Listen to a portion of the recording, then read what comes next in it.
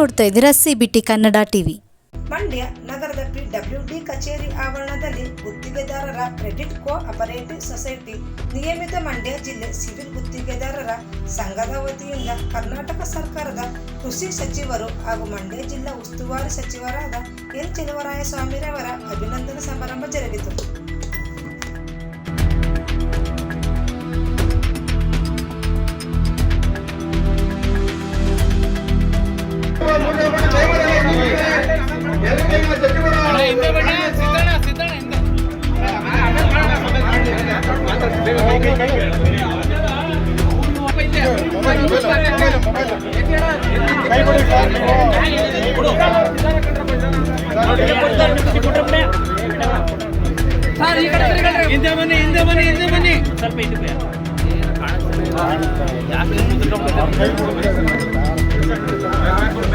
ಸರ್ವ ಸಮಾರಂಭದ ಅಧ್ಯಕ್ಷತೆ ವಹಿಸಿರ್ತಕ್ಕಂಥ ರಾಜು ಅವರೇ ಹಾಗೂ ವಾಸ್ತವಿಕವಾಗಿ ನಡೆದಂತ ಹನುಮಂತ ಅವರೇ, ಹರೀಶ್ ಅವರೇ, ಧನಂಜಯಗೌಡರು, ನಮ್ಮ ಅಧ್ಯಕ್ಷರಾದಂಥ ನಯೀಮ್ ಅವರೇ, AW ಅವರೇ ಮತ್ತು ಎಲ್ಲ ಗುತ್ತಿಗೆದಾರರ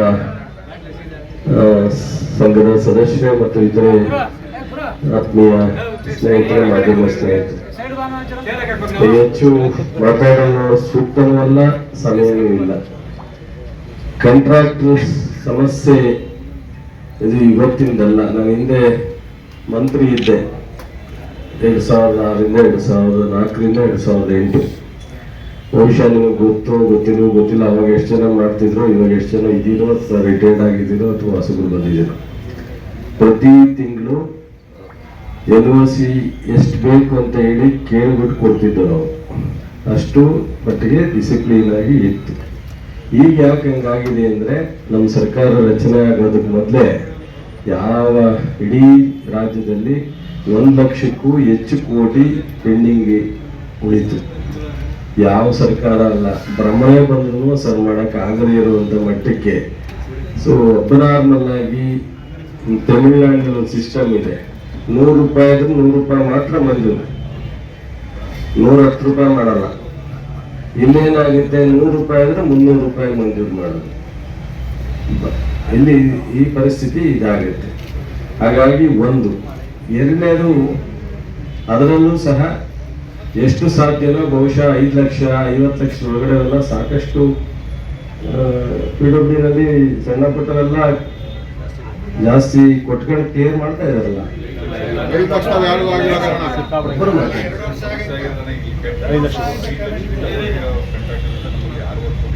6 ಕೋಟಿ ಕೂಡ ಅದನ್ನು ಮರ್ತ್ಕೊಂಡು ನಾನು ಮನುಷ್ಯಗೆ ಹೇಳ್ತೀವಿ. ಸೊ ಒಂದ್ಸಲ ಯಾವಾಗ ಕ್ಲಿಯರ್ ಮಾಡಿದ್ರೆ ನಿನಗೆ 50 ಲಕ್ಷ ಒಳಗಡೆ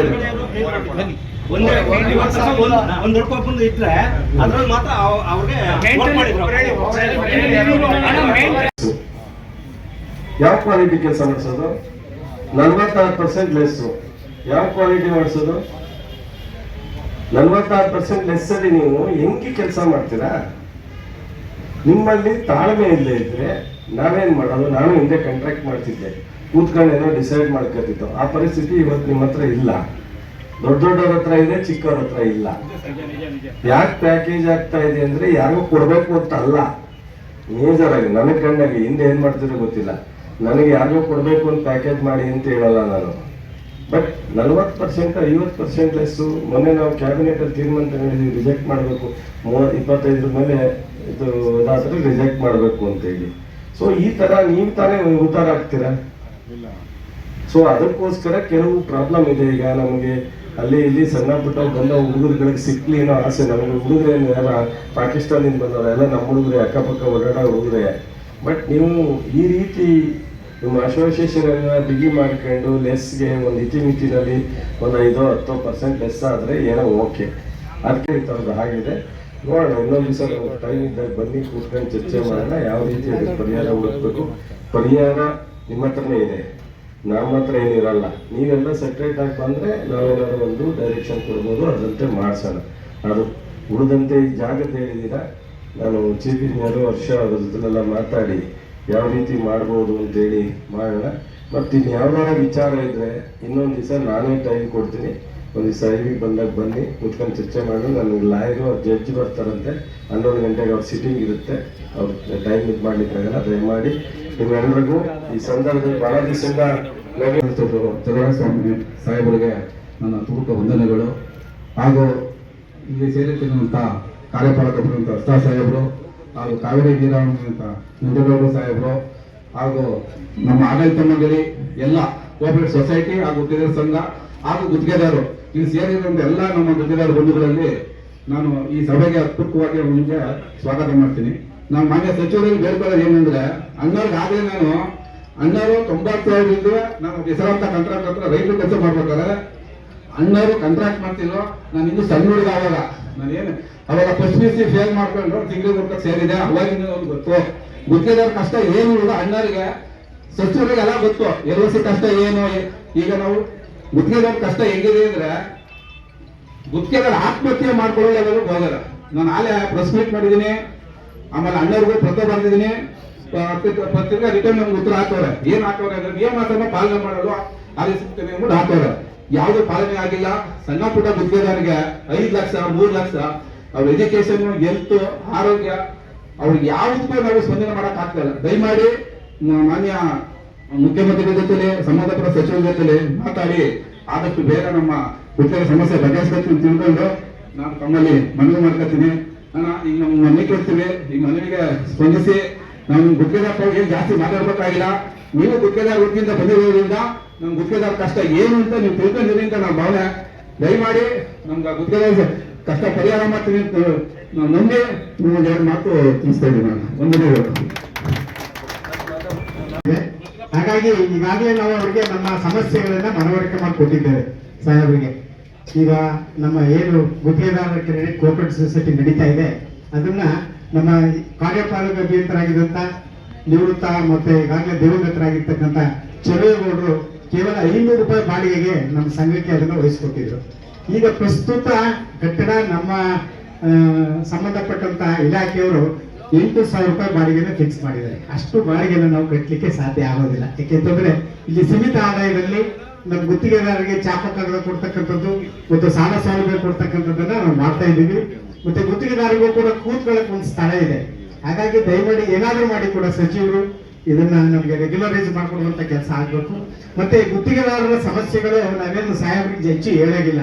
ಯಾಕೆಂತಂದ್ರೆ ಅವ್ರಿಗೆ ಗುತ್ತಿಗೆದಾರರ ಸಮಸ್ಯೆಗಳ ಅರಿವು ಬಹಳ ಹತ್ರದಿಂದ ನೋಡೋದ್ರಿಂದ ಅರಿವು ಹೋಗಿದೆ. ಈಗಾಗಲೇ ತಾವು LOC ಸಮಸ್ಯೆ ಇದೆ, ಮತ್ತೆ ಈ ಪ್ಯಾಕೇಜ್ಗಳು ಇಲ್ಲಿ ಸ್ಥಳೀಯ ಗುತ್ತಿಗೆದಾರರಿಗೆ ಏನಾಗಿದೆ ಅಂತಂದ್ರೆ, ಈ ಬಹಳಷ್ಟು ದೊಡ್ಡ ದೊಡ್ಡ ಕೆಲಸಗಳನ್ನ ಪ್ಯಾಕೇಜ್ ಕರೀಲಿ, ಈ ಸಣ್ಣ ಪುಟ್ಟ ಕೆಲಸಗಳಾದ್ರೂ ಕೂಡ ಸ್ಥಳೀಯ ಗುತ್ತಿಗೆದಾರರಿಗೆ ಸಿಗುವಂತ ಆಗ್ಬೇಕು. ಯಾಕೆಂತಂದ್ರೆ ಈಗಾಗಲೇ ಆಂಧ್ರ ಪ್ರದೇಶ ಮತ್ತು ತಮಿಳುನಾಡು ಆ ಕಡೆಯಿಂದ ಬಂದಂತ 500 ಕೋಟಿ 600 ಕೋಟಿ ಗುತ್ತಿಗೆದಾರರ ಹತ್ರ ನಮ್ಮ ಕಾಂಟ್ರಾಕ್ಟರ್ಗಳು ಸಬ್ ಕಾಂಟ್ರಾಕ್ಟ್ ಮಾಡಿ ಎಷ್ಟೋ ಜನಕ್ಕೆ ಪೇಮೆಂಟ್ ಬಂದಿಲ್ಲ ಸರ್. ಇನ್ನೂ ಕೂಡ ಆಗ್ತಾ ಇದೆ. 50 ಲಕ್ಷ 1 ಕೋಟಿ ಈ ತರ ಅಮೌಂಟ್ಗಳು ಸಿಗಾಕೊಂಡಿದೆ. ಹಾಗಾಗಿ ಸ್ಥಳೀಯ ಗುತ್ತಿಗೆದಾರರಿಗೆ, ಯಾಕೆಂತಂದ್ರೆ ಸುಮಾರು ನಮ್ಮ ಸಂಘದಲ್ಲಿ 650 ಜನ ಸದಸ್ಯರಿದ್ದಾರೆ ಕೋಆಪರೇಟಿವ್ ಬ್ಯಾಂಕ್ ಅಲ್ಲಿ. ಮತ್ತೆ ಗುತ್ತಿಗೆದಾರರು 400ಕ್ಕೂ ಹೆಚ್ಚು ಜನ ಗುತ್ತಿಗೆದಾರರ ಸದಸ್ಯರಿದ್ದೀವಿ. ಇಷ್ಟು ಜನ ಹೆಚ್ಚು 1000ಕ್ಕೂ ಮೇಲೆ ಜನ ನಾವು ಈ ಒಂದು ಕಾಂಟ್ರಾಕ್ಟ್ ವೃತ್ತಿಯನ್ನೇ ನಂಬ್ಕೊಂಡು ಜೀವನ ಮಾಡ್ತಾ ಇದ್ದೀವಿ. ಹಾಗಾಗಿ ನಮ್ಮ ಕಡೆಗೂ ಕೂಡ ಸರ್ಕಾರ ಏನಾದ್ರೂ ಕೂಡ ಈ ಸಣ್ಣ ಸಣ್ಣ ಗುತ್ತಿಗೆದಾರರು ಕೂಡ ಉಸಿರಾಡುವಂಗೆ ಮಾಡುವಂತ ಕೆಲಸವನ್ನ ಸರ್ಕಾರ ಮಾಡಲಿ ಅಂತ ಹೇಳ್ತಾ, ಮತ್ತೆ ಚಲುವಸ್ವಾಮಿ ಸಾಹೇಬ್ರಿಗೂ ಒಂದು ಅಭಿನಂದನೆ ಕೂಡ ನಮ್ಮೆಲ್ಲರ ವತಿಯಿಂದ ಒಂದು ಅಭಿನಂದನೆ ಮಾಡಬೇಕು ಅಂತ ಹೇಳಿ ನಮ್ಮ ಬಹಳ ದಿನದ ಕನಸು. ಅದು ಇವತ್ತು ಈಡೇರ್ತಾ ಇದೆ. ಸಾಹೇಬ್ರ ಬಗ್ಗೆ ನಾನು ಅಭಿನಂದನೆ ಭಾಷಣದಲ್ಲಿ ಹೆಚ್ಚು ಹೇಳಿ ನಿಮ್ಗೆಲ್ಲರೂ ಕೂಡ ಹೇಳೋದು ಬೇಕಾಗಿಲ್ಲ. ಸಾಹೇಬರು 4 ಬಾರಿ ವಿಧಾನಸಭೆ ಸದಸ್ಯರಾಗಿ, 1 ಬಾರಿ ಲೋಕಸಭಾ ಸದಸ್ಯರಾಗಿ, ಮತ್ತೆ 3ನೇ ಬಾರಿ ಸಚಿವರಾಗಿ ಆಯ್ಕೆಯಾಗಿದ್ದಾರೆ. ಅವರಿಗೆ ಇಡೀ ನಮ್ಮ ಮಂಡ್ಯ ಜಿಲ್ಲೆ ಸಮಸ್ಯೆ ಇಲ್ಲ. ಈಗ ನಿಮ್ಗೆಲ್ಲ ಕೃಷಿ ಇಲಾಖೆ ಅಂತಂದ್ರೆ ಈ ಟೈಮಲ್ಲಿ ಆ ಇಲಾಖೆಗೆ ಬಿಡುವಿರೋದು ಕೆಲಸ ಅಲ್ವಾ. ಹಾಗಾಗಿ ಅವ್ರಿಗೆ ಸಮಯದ ಅಭಾವ ಇದೆ. ಹಾಗಾಗಿ ಸಾಹೇಬರಿಗೆ ದೇವರು ಆರೋಗ್ಯ ಸಂಪತ್ತನ್ನು ನೀಡಲಿ, ನಮ್ಮ ಕಡೆನೂ ಕೂಡ ಸ್ವಲ್ಪ ನೋಡಲಿ ಹಾಗೆ ಅಂತ ಹೇಳ್ತಾ ನಾನು ಹೆಚ್ಚು ಮಾತನಾಡಲಿಕ್ಕೆ ಹೋಗಿಲ್ಲ. ಸಮಯದ ಅಭಾವದಿಂದ ಅವರಿಗೆ ಈಗ ಒಂದು